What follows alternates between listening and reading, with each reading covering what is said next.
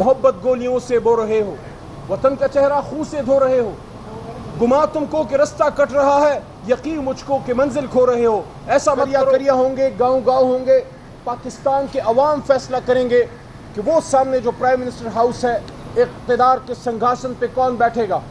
इक़्तिदार के सिंहासन पे जाने के लिए रास्ता अवाम के आंगन से है, न कि किसी के ड्राइंग रूम से या साइफर के उड़न खटोले पे।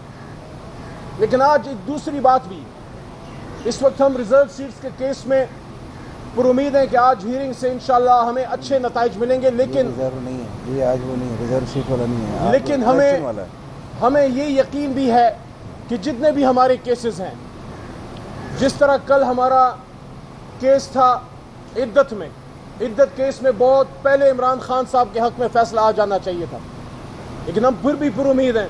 हमारे वकला ने कल बात की कि हालांकि उस अदालत से हमें इंसाफ नहीं मिला था एक छोटे रिलीफ में, लेकिन एक बड़े रिलीफ में फिर भी हम गए, हमें एतमाद है।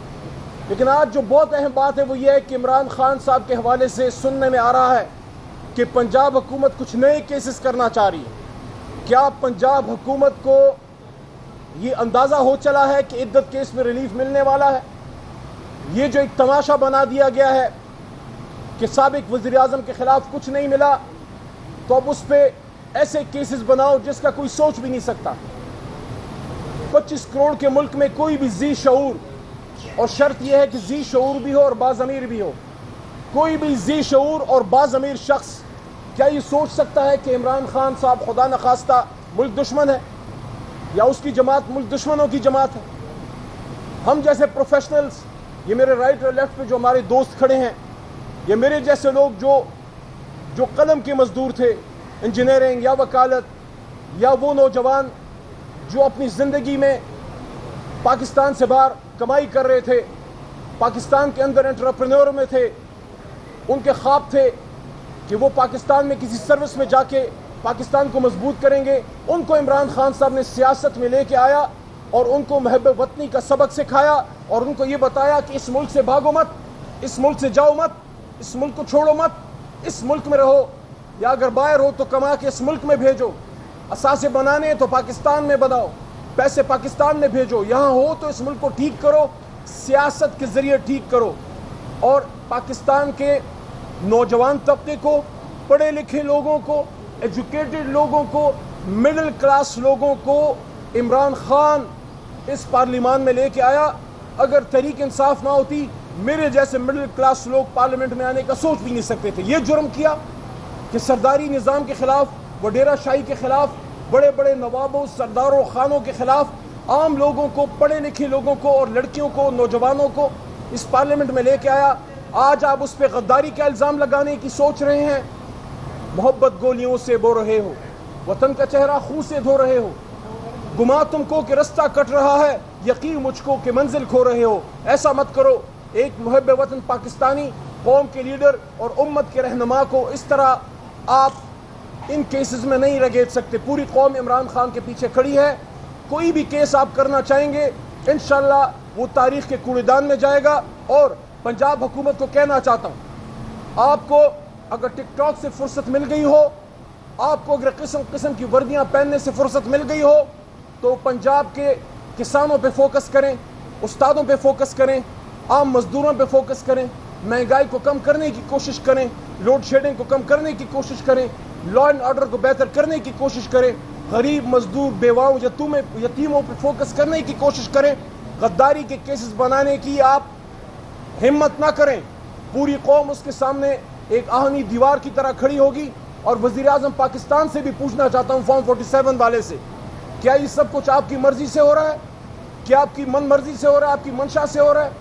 जो इमरान खान साहब के खिलाफ मजीद केसेस खोलने की कोशिश की जा रही है, पाकिस्तान के जो आईनी निज़ाम है और जो अदलिया का निज़ाम है, इससे खिलवाड़ बंद किया जाए। मैं समझता हूँ कि मोहतरम चीफ जस्टिस साहब और आला अदलिया भी इसका नोटिस ज़रूर ले कि इससे पूरे इंसाफ के निज़ाम पे सवाल उठते हैं कि इंसाफ के निज़ाम को, ये जो प्रोसिक्यूशन सिस्टम है पाकिस्तान का, इसको किसी की घर की बांदी नहीं बनाना चाहिए।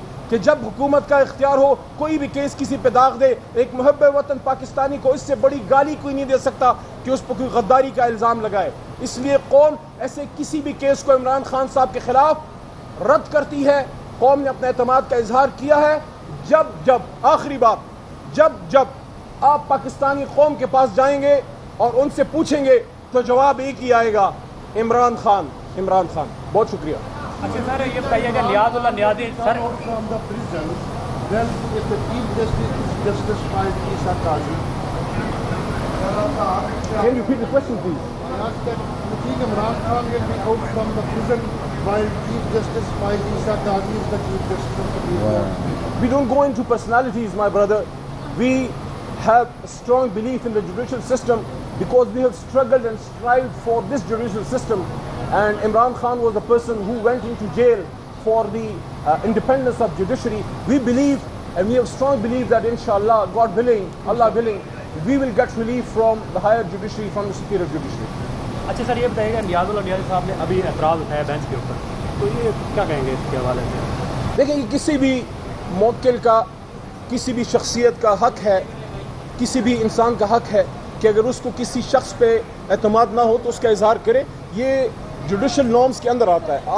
آپ کہہ دیتے ہیں کہ مجھے آپ پہ اعتماد نہیں ہے، اور یہ ایک نارمل پروسیجر ہے، اور وہ محترم جج صاحب جو بھی ہوں وہ پھر ریکیوز کر دیتے ہیں. اچھا، یہ عمران خان صاحب نے آج کچھ رہنماؤں کو طلب کیا ہے پارٹی کے اندر، اختلافات چل رہے ہیں، اس کے حوالے سے بھی کر دیں. پرسوں خان صاحب کے ساتھ ہی تھا میں، اور اس کے حوالے سے بات ہوئی.